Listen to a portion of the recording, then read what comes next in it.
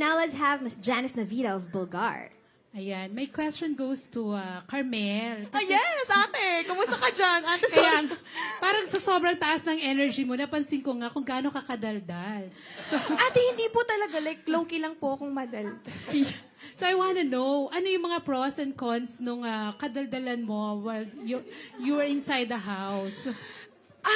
Ate, napapagalitan po ako ni Kuya sa loob. Tapos nababaz ako kapag may mga nachichismis na spluk na po ako na hindi naman palam namin pwedeng pag-usapan sa loob. Pero aside from that, parang maganda din naman po kasi may ingay po sa loob. Sabi nga po nila ako po yung pinakamaingay. Pero sometimes nasasobrahan po yung ingay. Kaya sabi ni Kuya, pasok ka. Kasi kung hindi naman po ako dadaldal, matutulog po ako. So mababaz po ako ni Kuya. Mapapatawag po ako sa confession room. Tapos tatakutin po ako ni Kuya. So, hindi ko din po alam kung saan ako lulugar. Joke. Pero yun, balance lang po talaga. So si Kuya ang hindi nakapag-adjust sa'yo. Yes! Kuya, visitor mo kami sa bahay, di ba? Charis. Kami po pala yung naninirahan sa loob ng bahay niya.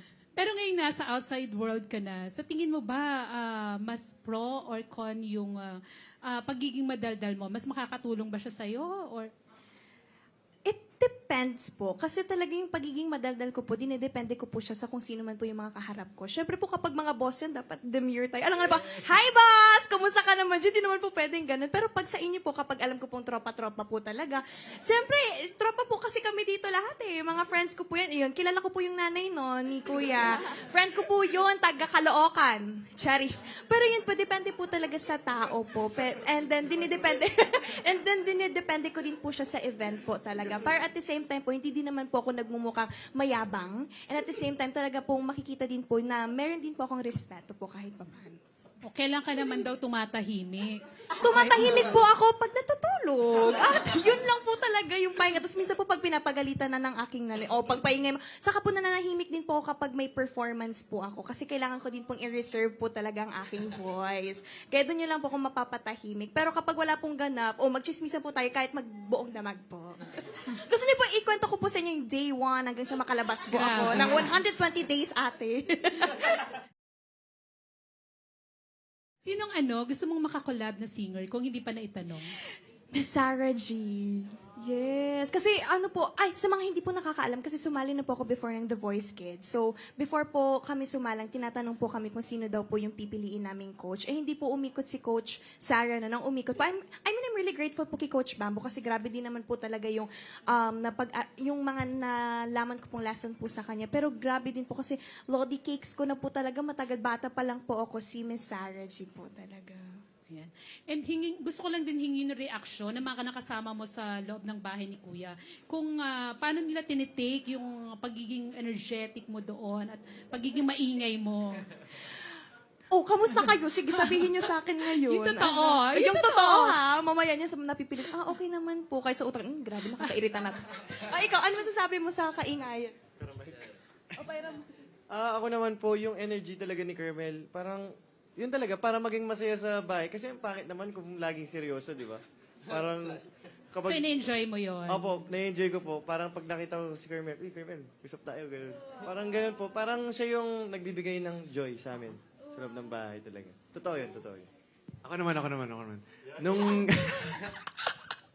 Nung meron kaming ginagawang task sa labas, nung sila nasa loob, anong task ulit yung Jenga task? Narinig namin si Carmel, ang ingay talaga. Tapos syempre, since kami evicted na kami, parang sabi namin, grabe nakakamiss naman sa loob. Nakakamiss si Carmel. So sabi ko, kahit nakakarindi, namimiss ko pa rin. Ayun na. Kala ko ba honest? Joke lang. At least na-miss ka, Oo, na-miss Carmel, kita. diba? Oo. Sana all na-miss. Okay. Ikaw, Miss Fred, Janice, ikaw. meron pa ba kayong tanong? Ay, may bulong brigade dito. Nakaka-turn on ba daw or nakaka-turn off para sa isang lalaki kapag madaldal ang girl? Para sa akin po, wala naman. Turn on naman. Okay lang. Kasi she expresses herself eh.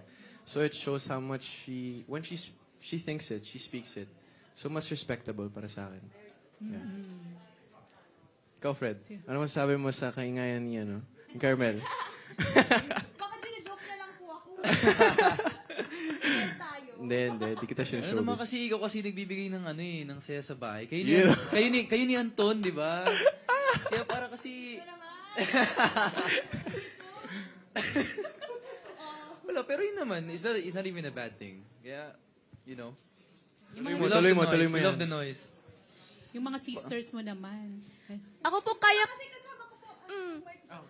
Ito po kasi kami talaga, nag-vibe talaga kami kasi pares din po kaming maingay, mga talakera din po kami sa loob ng bahay ni Kuya. Kaya feeling ko okay, tanggap niyo po ako kasi ngayon friends na po kami ngayon. Kaya ko pong i-handle po yung ingay niya. Kasi kahit po may times na wala na akong energy, pero siya meron pa rin. Parang naghahawaan na lang po kaming dalawa ng energy. So kayo laging magkachismisan doon. Opo. Saka po si Crystal. Tres Marias, yun na nga. Siya, anong reaction mo doon? Ako po, kapag kasama ko silang dalawa, tatahimik na lang ako. Tapos papanoorin ko na lang sila. Sabi ko, Shala, pwede ako manahimik. Sige ko, Let them do mag-ingay the lang kayo. talking. Tawa lang ako, ambag ko tawa. Yun lang. Ayan. Okay, sige, congratulations sa inyo. Thank you so much, ate. Thank you. Miss Picture tayo Janice mamaya, Navida. Okay, now, syempre, before we let you go, gusto namin malaman saan ba kayo mapapanood, ano mga aabangan sa inyo, ano ba mga projects ninyo, go ahead. Simulan natin. Sino bang gustong magsimula? Sige, Reeve, ano mga gusto nyong gawin pa or ano bang dapat namin abangan sa inyo? Ayun po, ako po ngayon talagang pine-prepare ko yung sarili ko. Siyempre, baka po may biglang dumating na project sa akin. Kaya, ini-improve ko po talaga yung acting ko ngayon. Yun po Acting talaga. projects. Yun po. Okay. How about you, Inigo? Para sa akin po, abangan nyo lang po yung mga upcoming projects namin. We're really staying prepared. And yun po, acting workshop sa Star Magic. So, just really excited for what's to come for us. And sana matuloy-tuloy yung mga pinaplano. Yun po. Yes. At kakatapos nga lang, hindi makakatapos. Pero may Roha pa naman. Oo, Opo, yung yes. finale. Ganun. Yes, Oh, Roha. pero patay na ako dun eh, so okay lang. Pero at least yun, di ba? Kung gusto nyo panoorin si Inigo, pwede i-replay, Opo. di ba? Yes, replay nyo na lang po. Yeah. Thank you.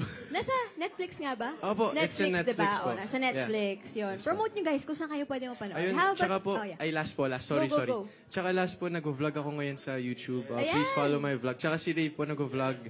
And yung social media platforms namin, pa-follow na lang po. Salamat. There. Thank Okay. you. Fred? Ako naman po, same with them. I'm currently preparing myself from singing, dancing, acting workshops. I'm actually really excited to take lahat ng opportunity na ibibigay sa akin kung dancing, singing, or acting man yan. I'm ready. Oh, dancing, singing daw, Carmel, oh. Paalam sa'yo, basta may bayad.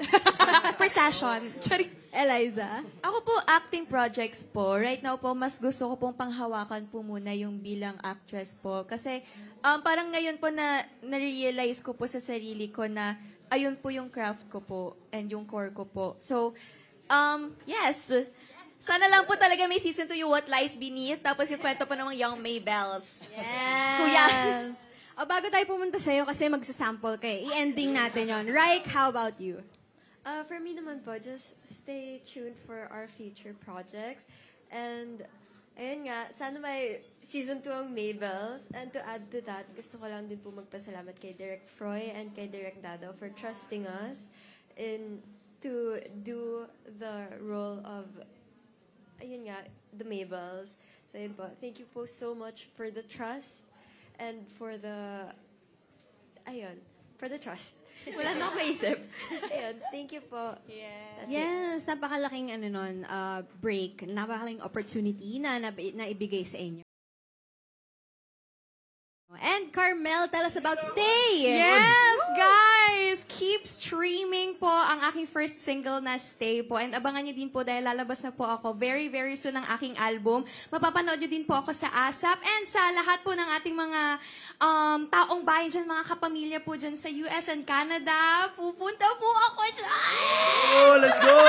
Yes, dito po sa Love Kim Pao Tour po. Yes. Nakalimutan ko po yung date, pero abangan nyo na lang po ako sa social media accounts po ng Polaris, ABS-CBN, and sa account ko din po na Carmel_Light sa Instagram po. Yes. Yes, okay. So ngayon, syempre gusto namin marinig ang sample ng Stay Pro Max na ginawa mo. Fully paid. Oo grabe yung ginawa mo sa Stay. Okay. Why did you have to leave me when you said the love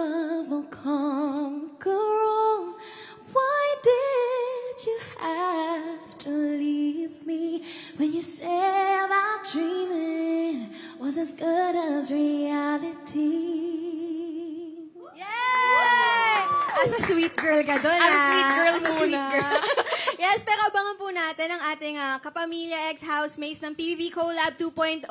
You have a very, very bright future ahead of you, lalo na ngayon dahil nga kayo ay nasa Star Magic family. Lahat kami nakasuporta sa inyo and we can't wait to see you in more of your projects. So thank you guys. Thank you so much po. God Thank bless you you po. all. Maraming salamat po. Maraming salamat. At sa lahat ng mga nakatutok, wag po kayong aalis dahil meron pa po tayong second batch of special guests na mula rin sa bahay ni Kuya. Ang ating... Mamaya ko na i-reveal. Pero mamaya, wag po kayong aalis. Magbabalik po kami dito sa Star Magic Spotlight PressCon.